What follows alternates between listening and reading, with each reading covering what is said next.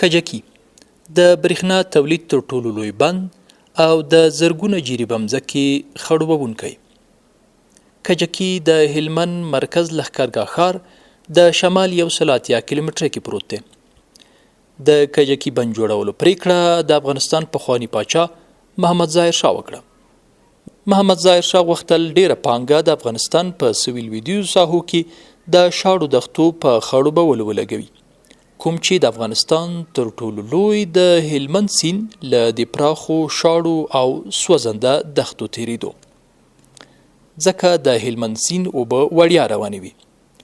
نو دا لیدلوری پیدا شو چې له دې اوبو څخه ګټه واخیستل شي په تیره په کرنه او اوبو لګونه کې. محمد ظاهر شاه د موریسن کنوتسن امریکایي شرکت سره د کړي هوکړې له مخې بهرني او کورني انجینران د وخت له لویو تجهیزاتو سره په دندو وګومارل او د شرکت سره د کړي قرارداد له مخې په 1946 کال کې د کجکي پروژه پیل شوه.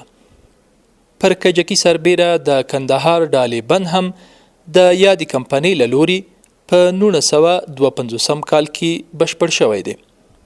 د هلمند څپان د سیند څخه د یو کانال له جوړولو وروسته د لیدلوری پیدا شو چې دلته باید د اوبو د زیرمېو بند جوړ شي، څو د بند کې زیرمه شوي اوبه په دایمي ډول مځکو ته ورسیږي، د شدیدو سیلابونو مخه ونیول شي او دغه راز برېښنا هم تولید کړي.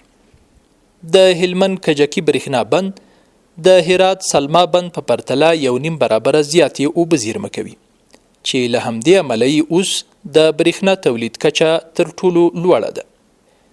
د کجکي بند پر برېښنا سربیره د 2 میلیارد متر مکعب اوبو زیرمه کولو وړتیا لري، چې 100,000 جریبه مځکه ترې خړوبېدلی شي. د کجکي برېښنا تولید بند چې لومړی فاز یې د موریسن کنوتسن امریکایي کمپنۍ له لوري جوړ شوی 50 میګاواټه برېښنا یې تولیدوله، چې د دې بند دویم فاز جوړولو کار د وخت جګړو له امله وځنډېدو، تر دې چې په 1995 لمریز کال کې د ترکي اویا کمپنۍ ته په قرارداد ورکړل شو او له بشپړېدو سره یې 13 ورځ پرانیسته وشوه.